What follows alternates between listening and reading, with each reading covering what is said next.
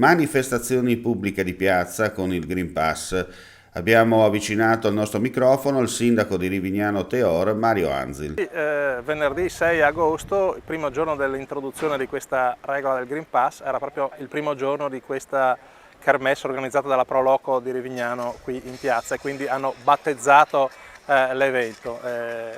Diciamo che va dato merito comunque a chi si mette in gioco di provare a organizzare qualcosa, e quindi in questo senso una lode alla Pro Loco di Rivignano che si è con tutti i ragazzi, con tanti volontari, ha cercato di fare qualcosa, insomma ha movimentato un po' le serate dell'agosto rivignanese. Signor Sindaco, come vede questa iniziativa del Green Pass nella doppia veste di sindaco e di comune mortale?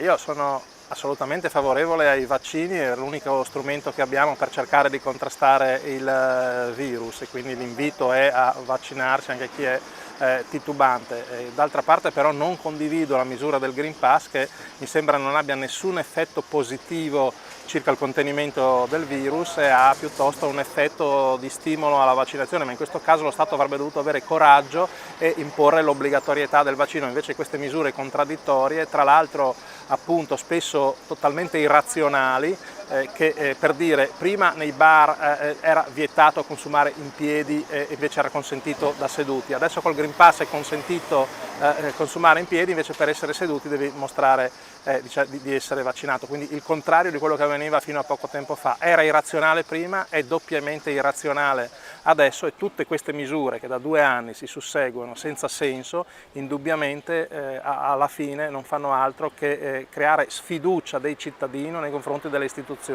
Noi che siamo al primo livello in trincea a gestire il rapporto con i cittadini, dopo tanto tempo di cattiva gestione della pandemia da parte dei governi nazionali che si sono succeduti in questi mesi, cominciamo insomma a essere stufi anche noi.